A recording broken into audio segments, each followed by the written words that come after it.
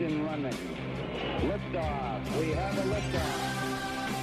It's 9 after the hour. I am Eric Erickson here on News 95.5 AM 750 WSB. The phone number, 404-872-0750, 1-800-WSB-TALK.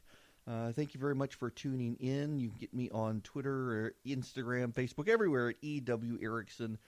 And get the show notes by texting SHOW to 444-999. We still don't know why 3 different news outlets confirmed the same story last week.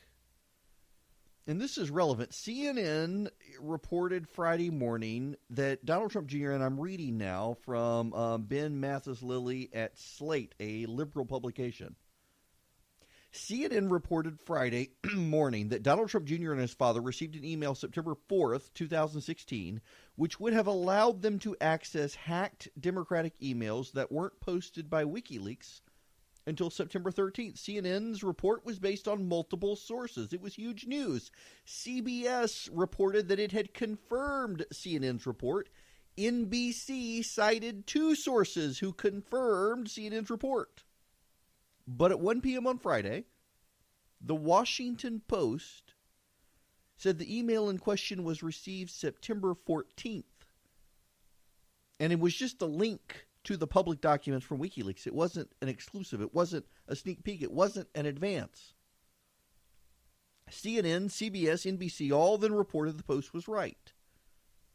But none said the error had been made on their end. CNN and CBS said their sources got it wrong. NBC blamed CNN. But they won't disclose the source. And some members of the media are speculating that the source might have been Adam Schiff, the member of the House Intelligence Committee who has been pushing all sorts of stuff about Donald Trump and making all sorts of claims, many of which aren't true. And I was thinking about this yesterday and started putting this together, and I want to walk you guys through it because I don't think many of you realize just how incestuous the media is with the Democratic Party. I know you know that they lean left, and I know you think that the media and the Democrats are somehow joined at the hip. You intuitively suspect it. You feel it in your gut to be true. You see a level of coordination that could only come from those incestuous links between the media and the Democrats. And I want you to know you're right. And I want to explain the web to you. Because it's very fundamental that those of you who you feel like the president's not getting a fair shake by the media overall, that you need to understand why it is. And those of you who think the media is doing the best they can to cover the president, you need to understand that they can do better. I will get to Roy Moore, who rode his horse, by the way. He always does. He rides his horse to the voter booth, where he votes. He rode his horse today. Great media spectacle. Many of them didn't realize he did this and were amazed. In the 6 o'clock hour, please stick around here for the 6 o'clock hour, because the election in Alabama is tonight. And I want to walk you through, because no one knows what's going to happen. And don't believe anyone who says they know what's going to happen. And the reason why is because you got a bunch of polls all over the place. The ones that call cell phones say Doug Jones is going to win. The ones that don't say Roy Moore is going to win. No one knows. The polling average is a virtually tied race within the margin of error. 2-point race, if that. And so I want to walk you through geographically in Alabama tonight. As the results are coming in, you should be able to see who's going to win based on when votes typically come in which counties they typically come in and at what rate they typically come in, so that you'll be able to figure this out and not be up all night. But there's other news that I want to get to first, including this web of the media and Democratic ties, because it's so relevant for all these stories happening right now, including the coverage of Roy Moore. A few years ago, and I don't like doing PowerPoints, and the reason I don't like doing PowerPoints is because I think most people who do PowerPoints do them badly. They're too cluttered, and they rely on the PowerPoint instead of being able to actually talk. And I would much rather talk than give a PowerPoint, so I never give PowerPoints. But a couple years ago, I thought graphically it would make it easier if I did. And I prepared a PowerPoint presentation for a group of Republican donors in Texas to show them just how incestuous the media is. One of the slides noted that Jay Carney, the White House press secretary, had been at Time magazine as a political reporter. He went to work for Vice President Joe Biden, and then he went to the White House as the press secretary. And when Carney left the Vice President's office, he was replaced by Shyla Murray, who was a reporter for the Washington Post, a political reporter for the Washington Post, went to be Joe Biden's press secretary. And Shyla Murray, the Washington Post reporter turned Democratic press secretary, is married to Neil King, who was the political reporter for the Wall Street Journal in Washington.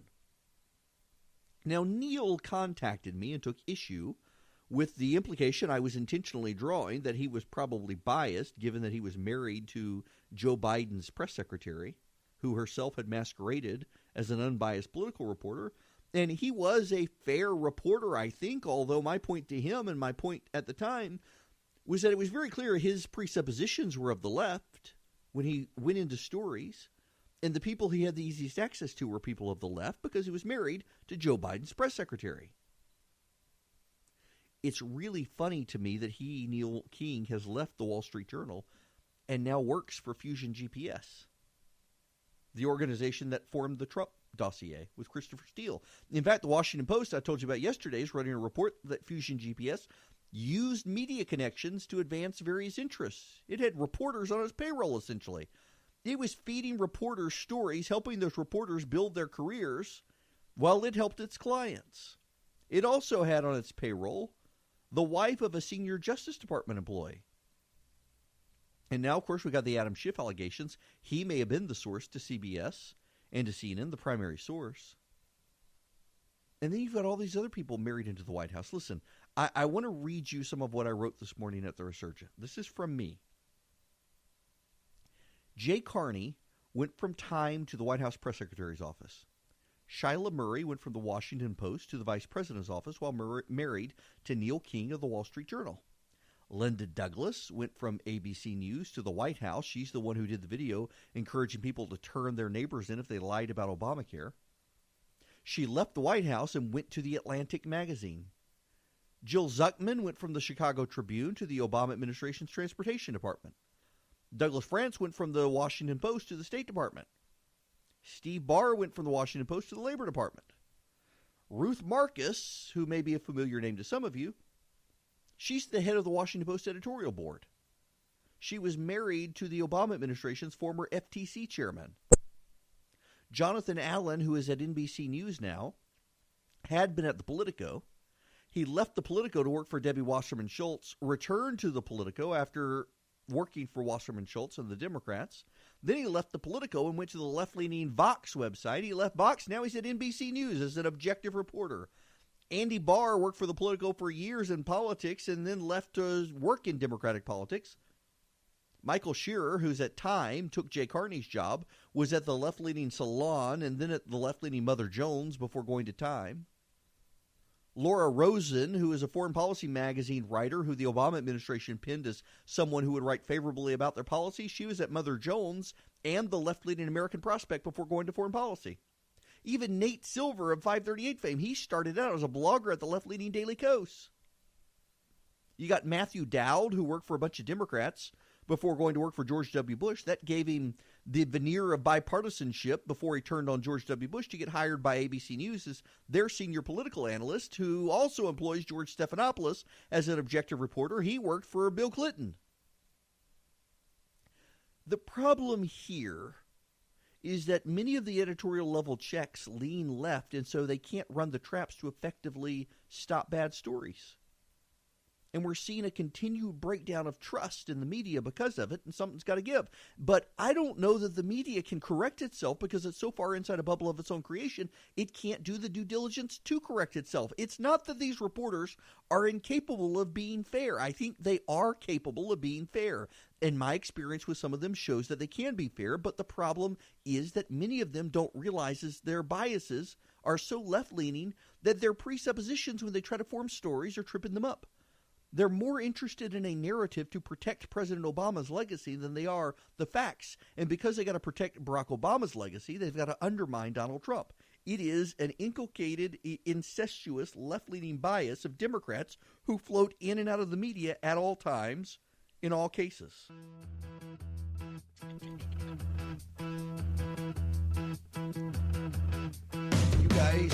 If I can talk this afternoon, the allergies are in full force. I need The Last Jedi. Charlie, by the way, went and saw The Last Jedi. He and Mark Urim and company, they didn't invite me. I can't wait to see it this week. And for some reason, my computer is deciding to pull up PowerPoint for reasons that I have no idea. I don't even use PowerPoint. Nonetheless, I digress. I am very excited about seeing Star Wars. It is getting mixed reviews. Charlie told me that he needs to mull it over before he really considers what he thought of it, and that seems to be a consensus among a number of fans. It's much more complex than what some had initially thought, but I mean, it's Star Wars. It's going to be awesome anyway, going to see it. Now, when we come back, I want to walk you guys through the polling in Alabama so that you will learn how to navigate what is going on the ground there tonight, because no one really knows who is going to win. Nobody really knows how things are going to shape up. And the reason is because the polling is very close in Alabama. It is a real concern among pollsters that they get tonight right, and they know that a lot of the pollsters are going to get it wrong, and they're happy about that.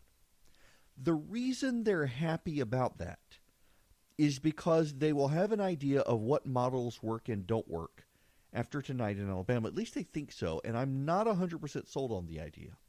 And I'm not 100% sold because it's a special election.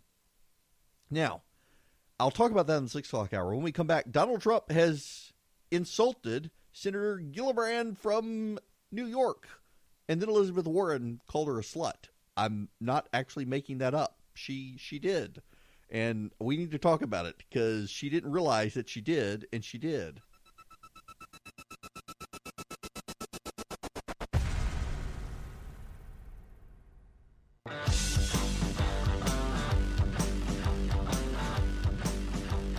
I have to admit, going into this, it just seems ridiculous to have to talk about this. But talk about it we must. Donald Trump is tweeting about a New York Senator Kirsten Gillibrand, however you say her name, who is calling on him to resign over sexual harassment allegations. And he tweeted, lightweight Senator Kirsten Gillibrand, a total flunky for Chuck Schumer, and someone who would come to my office begging, in quotation marks, begging, for campaign contributions not so long ago, and would do anything for them, he puts in parentheses, is now in the ring fighting against Trump. Very disloyal to Bill and crooked. Used. You know, one of the greatest things, speaking of Star Wars, Mark Hamill, who did for the longest time the voice of the Joker in the Batman animated series. I would pay money to hear Mark Hamill do that tweet in the Joker's voice. Nonetheless, Democrats reacted. They had her back.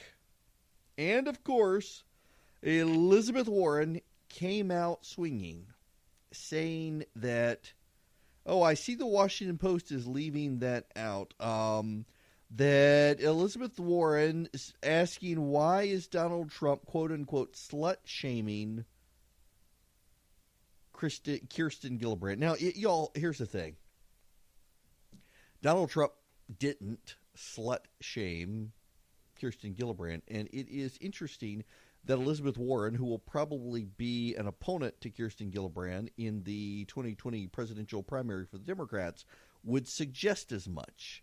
And there are women, conservative women on Twitter, pointing out that the phrase slut-shaming is people who disagree with a woman's propensity to sleep around. And so apparently Elizabeth Warren, by using it, is suggesting that Kirsten Gillibrand sleeps around. Now, this is people on Twitter being too clever by half. It is interesting to me, though, that the Democrats immediately rushed to Donald Trump, suggesting that Kirsten Gillibrand would perform adult services to get what she wanted. Again, here's his tweet. Lightweight Senator Kirsten Gillibrand, a total flunky for Chuck Schumer and someone who would come to my office begging for campaign contributions not so long ago and would do anything for them, is now in the ring fighting against Trump. I love how he talks about himself in the third person. Very disloyal to Bill and crooked, used in capital letters. So a lot of reporters read that parenthetical and would do anything for them, and I guess that's what Elizabeth Warren is reading, and suggesting that the president must be suggesting she would sleep with him. Saying this in light of the Harvey Weinstein stories and all the other stories out there, that must be what he's talking about. Now, the White House press secretary, Sarah Huckabee Sanders, says that people should get their mind out of the gutter.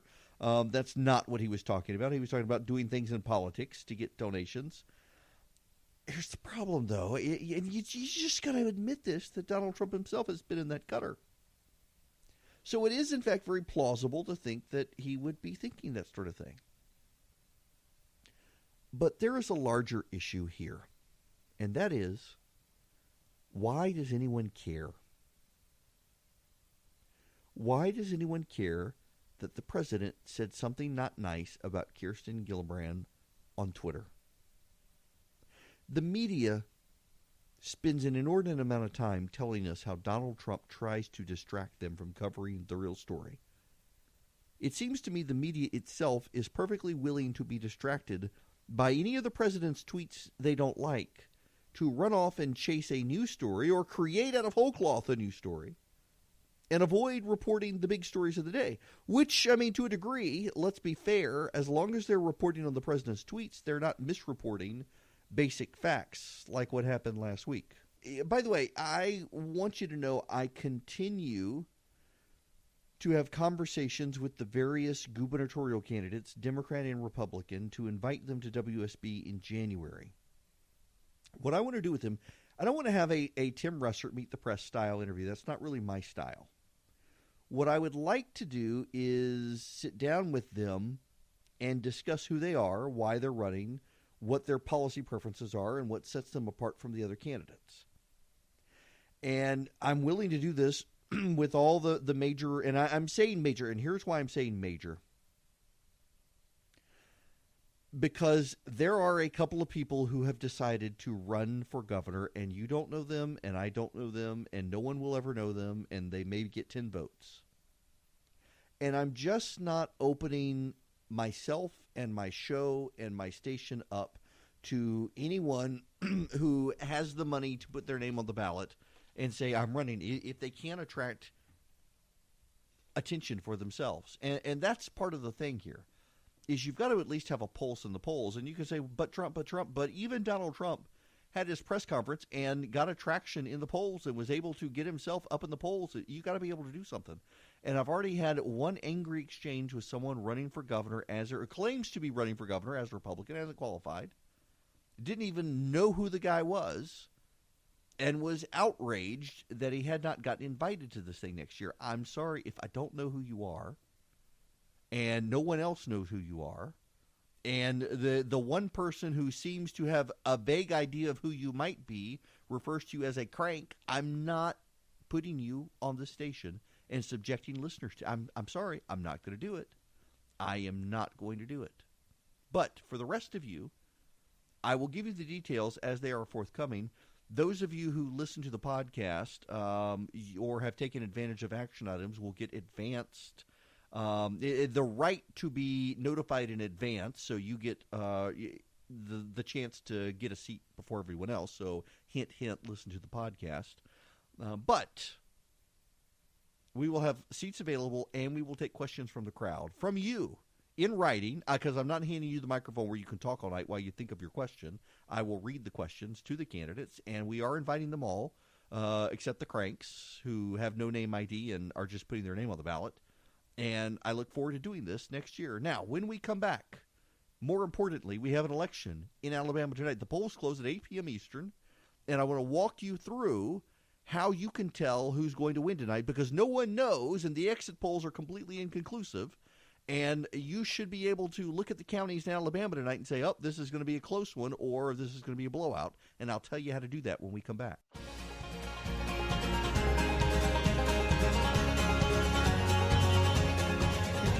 the hour. I am Eric Erickson.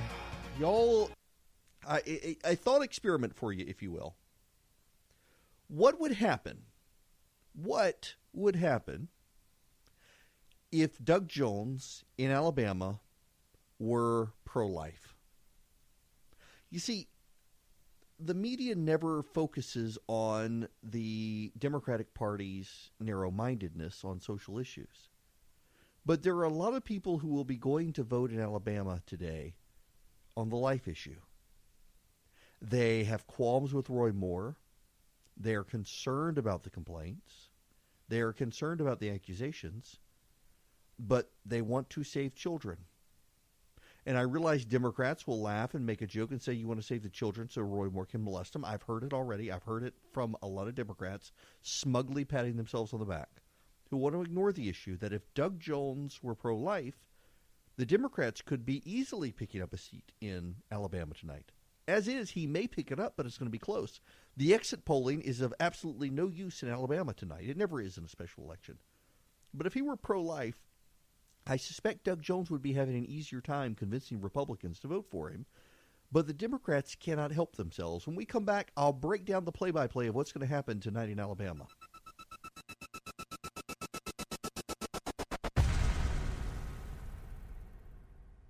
Welcome back. It is Eric Erickson here, News 95.5 AM 750 WSB. The phone number 404-872-0750, 1-800 WSB Talk. As you know, as I mentioned, the Roy Moore race versus Doug Jones concludes in Alabama this evening. The runoff from when Roy Moore beat Luther Strange in the primary. And I want to remind everyone, before we go further with this, it is very much worth noting that the reason we are in this situation has a lot to do with Mitch McConnell, the Senate Majority Leader, who many people think is a strategic genius. I never have.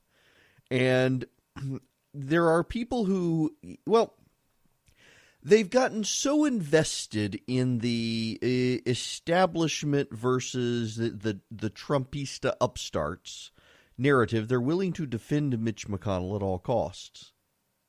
And they do so at their own peril because the reality of the matter is Mitch McConnell, through his leadership pack in Washington, D.C., made a strategic calculation that Roy Moore would be easier to beat than Mo Brooks in a runoff. So Roy Moore, and I guess this is the runoff. This is the general election, isn't it? I'm sorry, my brain's a little rusty, and I know I've laid out all this polling stuff I want to go through, and so it's got me turned upside down to a degree. But point still stands here. It was Mitch McConnell's leadership pack that poured a lot of money into the Alabama primary to target Mo Brooks. The Mitch McConnell allied groups in Washington spent more money attacking Mo Brooks in the primary than they did defending Luther Strange in the primary. And the reason they did that is because they were convinced that Roy Moore would be easy pickings in the runoff. So they wiped out Mo Brooks, putting Luther Strange into a runoff with Roy Moore. And all Roy Moore had to do was make the race about Mitch McConnell and sticking with Donald Trump. Even though Trump endorsed Luther Strange, voters polled repeatedly in Alabama said they believed that Roy Moore was actually the Donald Trump candidate. Even though Donald Trump publicly and on the campaign trail came out for Luther Strange, voters in Alabama suggested that Roy Moore would be more supportive of Donald Trump than Luther Strange. And so you had that situation coupled with the ongoing fallout from the resignation of the former governor of Alabama, who Luther Strange, there were allegations, had engaged in various corrupt dealings with. So the voters in Alabama already had Luther Strange pegged as a corrupt politician, and they wanted to drain the swamp. They believed Roy Moore was more likely to drain the swamp, and Mitch McConnell, working his magic in Washington, had taken out the candidate who probably also could have beaten Luther Strange in the runoff, on the assumption that Roy Moore would be easy to beat. They got overconfident with Roy Moore. So the election is held, the runoff is held, and Roy Moore handily, easily beats Luther Strange. So now we're left in the general election with Roy Moore versus Luther Strange. And, well, the scandal breaks. The scandal over what Roy Moore did or did not do. Now, to their credit, the Washington Post spent a very long time on this story. It is my belief, and you cannot persuade me otherwise, it is my belief that it was the McConnell allies, not the Democrats, who fed this story to the Washington Post. They tried to get it out before the runoff, but the Washington Post delayed it because they wanted to get as many people as possible on the record. They wanted to buttress the allegations to make them very hard to dismiss. And you could see with the James O'Keefe situation how the Washington Post worked very, very hard to make sure its sources were legitimate. And that's why a number of people have given a lot of credibility to the Washington Post story. They did not deal with Gloria Allred's person. They only dealt with certain people in Alabama, and they believed they had a strong story. So we've got the Roy Moore situation in Alabama. We've got him ahead in the polls slightly until this news story breaks with the Washington Post. And the Washington Post avoided a lot of the pitfalls we saw in the James O'Keefe situation or even with Gloria Allred. Although I think the Gloria Allred situation where her person came forward and admitted to adding text to the yearbook, which just bolstered the Roy Moore argument she had made the whole thing up. The Washington Post story has been undermined by that, but its witnesses, no one's been able to dispute them, although the Moore campaign has given it their best shot. That's why some people treat them credibly. The question, though, is what is the impact in Alabama on Roy Moore based on these allegations?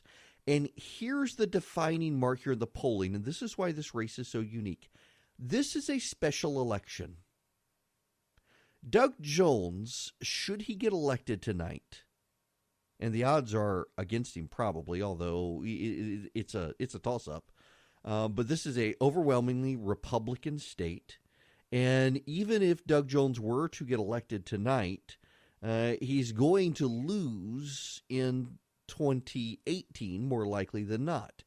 Because Alabama is such a Republican state, Roy Moore wouldn't be able to challenge him again in 2018, but someone would, and would probably undermine him.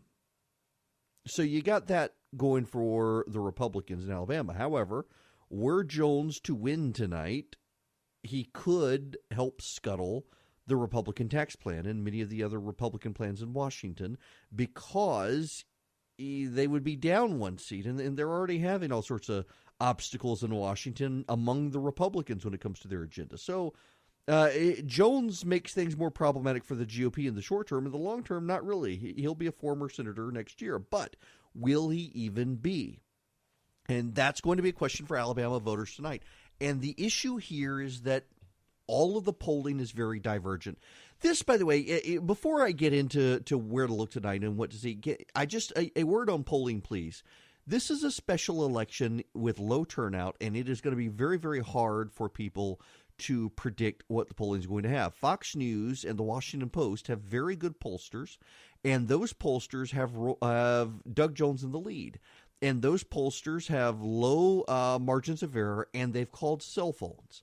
And that seems to add some credibility to their polling in that they've called cell phones. The Fox News poll, though, has decidedly leaned against Roy Moore for a while. The Fox News poll has been the harshest to Roy Moore.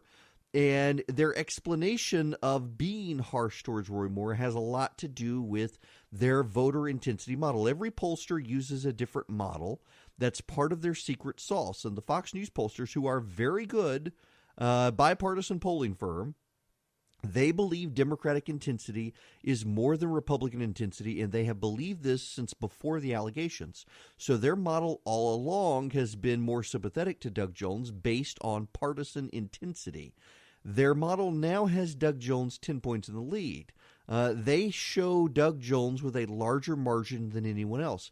They are also calling a lot more people with live operators and calling cell phones, which tends to make those models more accurate. But that being said, we don't know.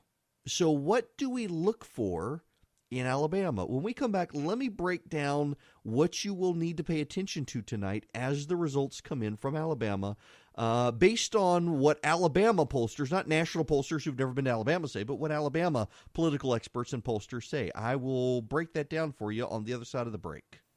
Roy Moore, the elections tonight. Maybe it's Doug Jones. Is it Jones-Mintum, Moore-Mintum? We will find out here in a little while in Alabama. They're an hour behind poll closing times. I think they close at 8 o'clock our time. Zach McCrary is a pollster in Alabama. He's a Democratic polling partner at ALG Research. And he has broken down what he's looking for in Alabama tonight, where people need to pay attention to the votes. We don't have enough time in this segment because the segment is short.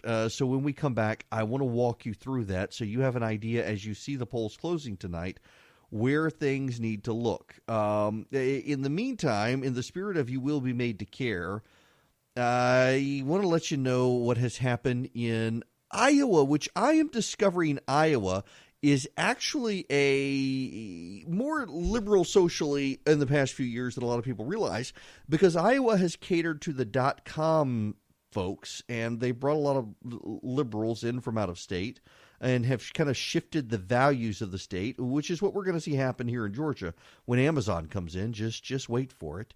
The Christian student group that requires its leaders pledge to uphold core values like affirming sexual immorality have had to sue the University of Iowa because the school has kicked it off campus. Business Leaders in Christ makes all of its students leaders vow to uphold the faith statement of the group that says they should conduct their careers without the greed, racism, sexual immorality, and selfishness that too often arise in business, political, and cultural institutions. The University of Iowa pulled the group registration after one student said he wasn't selected for leadership position because he's openly gay.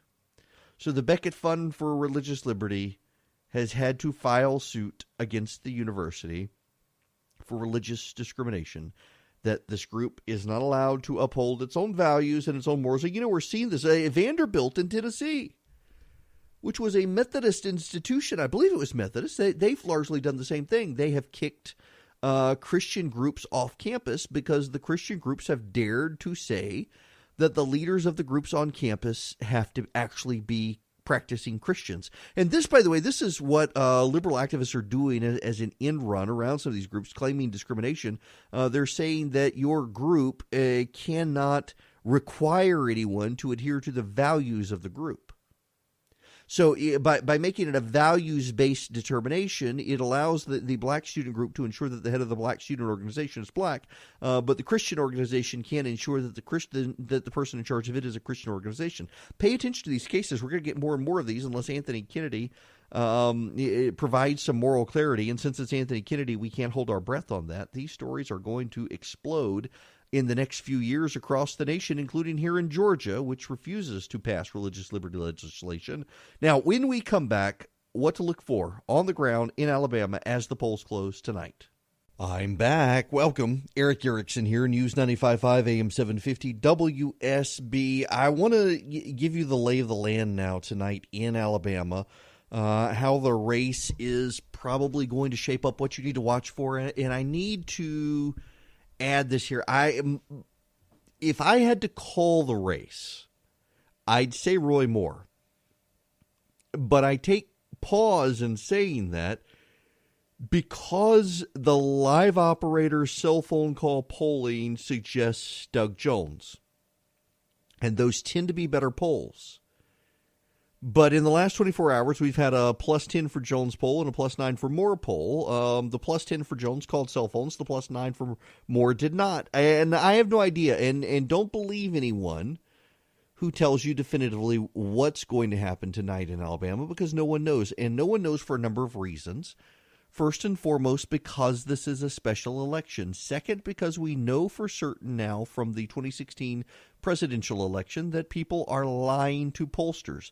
And we're getting hints of this in Alabama through divergent polling, that in southern areas, it looks like there are people who are lying, saying that they're voting for Roy Moore when they're in fact voting for Doug Jones. And in northern suburban Republican areas, it looks like there are people lying, saying they're voting for Roy Moore, or that they're voting for Doug Jones when they're actually voting for Roy Moore. They don't want people to know they're actually standing by their man. So it depends. There's a lot we don't know. Zach McCrary at ALG Research, he's an Alabama pollster. And he has a very good piece today up at medium.com on what's happening. And let me just read you some excerpts from what he wrote. A lower African-American turnout, comprising 24% of the electorate or so, makes things very tough for Jones, whereas a higher African-American turnout, around 28% of the electorate or higher, would make the math for Jones' victory much more manageable. Beyond African-American turnout, can Jones reshape the white electorate and make it at least a touch younger, a touch more female, and a touch more highly educated than usual midterm elections? That might be the key to hitting his win number with whites. Under either scenario, Jones has to dramatically overperform the basic Democratic DNA of the state. And, of course, if enough Republicans make peace with the idea of turning out to vote for Roy Moore, the most these other turnout questions are moot. So here's the thing we got to keep in mind here about the race. Can Doug Jones get to 49% of the vote? I think it's very doable. In 2012, Roy Moore saw his Democratic opponent, whose name was Bob Vance, get 48% of the vote. I mean, we saw that over here in the Ossoff-Karen Handel race. John Ossoff was able to get 48% of the vote. In South Carolina's 5th Congressional District, the Archie Parnell, that is Mick Mulvaney's seat, Archie Parnell got over 48% of the vote. So the higher the share of write-ins, and you've got people like Richard Shelby, prominent, respected Republican senator over there, saying he wrote someone in, the higher the write-in number, the better Jones is going to do. So where do we look for the vote to break down? Well, Jefferson County is Birmingham, Madison County is Huntsville, and then you've got Montgomery and Mobile. And according to Zach McCrary, Jones needs to carry each of these four, and he needs to do so well into the 60 percentile range in Jefferson County and probably the 70 percentile range in Montgomery County. That's doable because both have a large African-American base, but they got to do it. And you've got suburban voters who are the white population there, who tend to be better educated than the more rural area white voters. Madison County and Huntsville is one of the earlier counties to report, and if Jones is near a double-digit margin there, that's a good sign for him. So look for Huntsville, the Huntsville area, Madison. If that poll closes, they tend to come in early, unlike Atlanta. And Jones is in double digits there. That could be a good sign for him. But he's also got to activate black voters in rural central part of the state, which is called by pollsters over there and politicos as the Black Belt. And they don't mean where a large population of black voters live. They mean that the soil there is very dark, and so forever it's been called the Black Belt. There is a vein of very fertile black soil that runs through central Alabama. And so you got Selma and Tuskegee are kind of the tent poles of the Black Belt. Hillary Clinton did better there than she did winning either the Birmingham area, Jefferson County, or Montgomery. If Doug Jones is getting 70% plus in these counties and closer to 90% of these counties, well, it looks like black voters are turning out for him. Now, there are some other counties to keep in mind here. Shelby County is the suburban county next to Birmingham, very, very Republican. It's probably the most Republican county in Alabama and has been for a generation or so, but it's high income and highly educated, and Roy Moore has never done well there. In fact, in 2012, Roy Moore underperformed Mitt Romney by 14 points in Shelby County. Hillary Clinton got 23% there in 2016. So if Doug Jones is able to get in the high 30s in Shelby County, that is a red flag for Roy Moore. Same with Baldwin County, which is down at Mobile on the Alabama Gulf Coast, the Orange Beach, Gulf Shores area down there. You got a suburban core of high-end, well-educated white voters. Roy Moore ran 12 points behind Mitt Romney there in 2012. Hillary Clinton only got 19% in 2016. if Doug Jones can get over a third of the vote there, if he can get close to 40% in Baldwin County, probably a really good sign for him. It was interesting that Roy Moore did his first event down there, or rather Steve Bannon did his first event down there. That's where he wanted to go, kind of the Florida Panhandle crowd. Republicans clearly know they got to get the turnout in Baldwin County. Then there's the Limestone, Morgan counties. They're near Huntsville. They surround it, kind of like Shelby and Baldwin. They've got large populations, highly educated, highly income, Republican areas. They don't like Roy Moore there. Hillary Clinton got in the low 20s. If Jones can get in the 40s there, he's doing well. So look in those areas. If Doug Jones is doing well along the coast and in the counties that surround Birmingham, if he's getting close to 40% of those areas, a third of the vote or higher, then Roy Moore may have a very, very tough night. And there's also Etowah County, where Roy Moore is from. If the Gadsden area comes out weak for Roy Moore, remember, Mitt Romney got 68% there in 2012, and Roy Moore only got 55% the same year. If it's a very close race in Etowah County, it's probably over for Roy Moore unless he can keep it very close and above across the state, which is hard to do. Those are the counties to pay attention to, and I'll review them again real quick when we come back. Okay, so keep in mind, this is from Zach McCrary, who is a pollster in Alabama. Look in the urban areas of Birmingham and Montgomery. If Doug Jones can pull off sizable wins there, and then he can do so in places like Selma and Tuskegee as well. In Selma and Tuskegee, get in the 80-90% region. He's doing very well. If he can keep it close in Shelby County and Etowah County, in Madison County, which is Huntsville, and then along the coast, he also has a good chance. If, however, you see Roy Moore coming in with big leads in the Madison County area, which is going to come in early, if he's doing very well in Madison County, if Roy Moore is, and he's holding Doug Jones close in places like Shelby County and Montgomery, then Republicans need to start worrying about Roy Moore.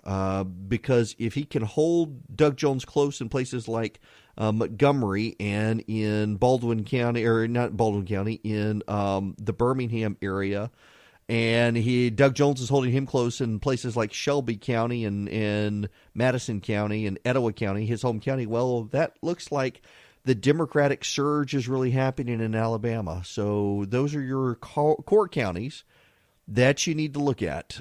Jefferson County is Birmingham. That's the one I'm thinking of. If Doug Jones is just blowing it away in Jefferson County, it may be an early night for Doug Jones. But we don't know. We won't know until the polls close and the vote starts rolling in. It's going to be an interesting night. Stick with WSB. We'll provide you continuing coverage. I'll be back with Scott Slade in the morning at 8:15 to give you the play-by-play of what happens tonight in Alabama. You guys have a wonderful evening.